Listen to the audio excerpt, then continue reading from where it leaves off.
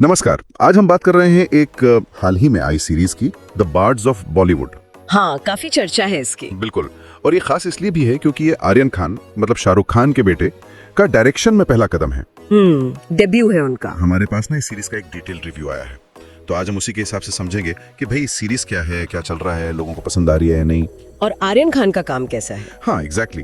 तो चलिए इस रिव्यू की जरा पड़ताल करते हैं। बिल्कुल। तो ये रिव्यू जो है वो ये इशारा कर रहा है कि सीरीज ना बॉलीवुड की जो चमकीली दुनिया है उसके पीछे क्या है, नेपोटिज्म, स्कैंडल्स, पावर के खेल, उसको दिखाने की कोशिश है। अच्छा, हाँ, और वो भी कॉमेडी, ड्रामा और सटायर मतलब व्यंग्य के जरिए। इंटरेस्टिंग मिक्स है। तो रिव्यू में कहानी और कॉन्सेप्ट पर क्या कहा गया है? कहा है कि ये एक मेटा बॉलीवुड यूनिवर्स है। मेटा मतलब बॉलीवुड के ट्रोप्स, क्लिशेज। अच्छा, खुद का ही मजाक उड़ाते हुए। हाँ, कुछ वैसा ही। रिव्यू के मुताबिक आर्यन खान ने इसी मेटा अंदाज का खूब इस्तेमाल किया है।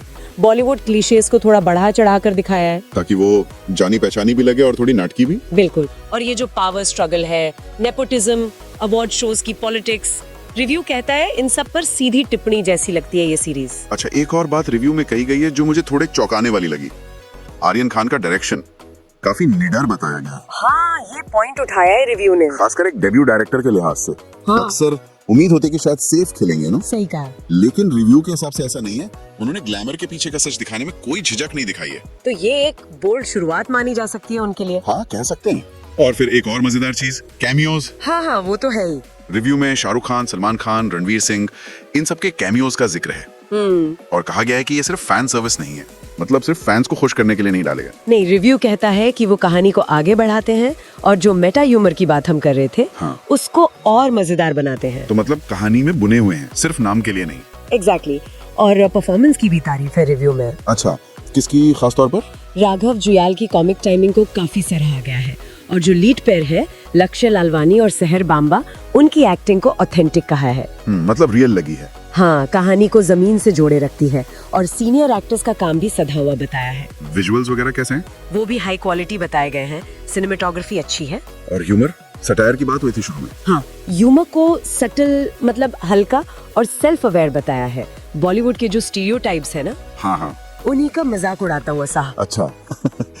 लेकिन क्या सब कुछ अच्छा ही है? रिव्यू में कुछ कमजोरियां भी बताई होंगी। बिल्कुल बताई हैं। एक तो ये कि कुछ एपिसोड्स की स्पीड थोड़ी धीमी है, धीमी मतलब? खासकर पहले हाफ में शायद दर्शक उतना बंधा हुआ महसूस ना करे। ये हो सकता है। और एक और बात, कहानी के कुछ मोड़ या जो धोखेबाजी वगैरह है, हाँ।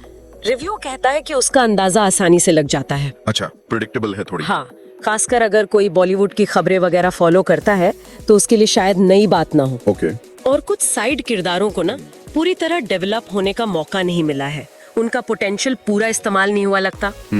तो रिव्यू का ये भी मानना है कि ये सीरीज शायद उन लोगों को ज्यादा अपील करे जो बॉलीवुड की अंदरूनी कहानियों में दिलचस्पी रखते हैं। आम दर्शक को शायद थोड़ी धीमी या बहुत ज्यादा इनसाइडर लगे, डेवलप नहीं है। हाँ बिल्कुल। तो फिर कुल मिलाकर रिव्यू का निचोड़ क्या है? फाइनल वर्डिक्ट क्या दिया है?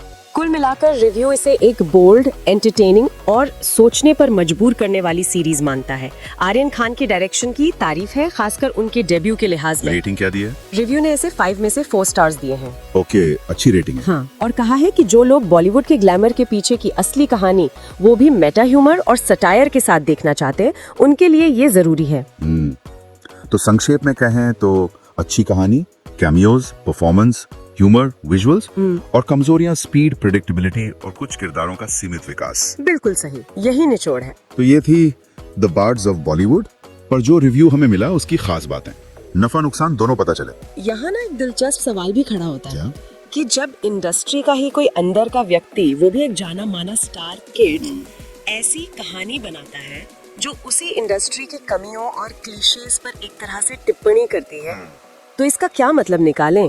क्या ये बॉलीवुड में कोई आत्म मंथन चल रहा है, उसका संकेत है, या ये सिर्फ कहानी कहने का एक नया स्मार्ट तरीका है? ये वाकई सोचने वाली बात है। क्या ये सेल्फ अवेयरनेस है या सिर्फ एक क्लेवर नैरेटिव डिवाइस? हाँ, इस पर सोचा जा सकता है।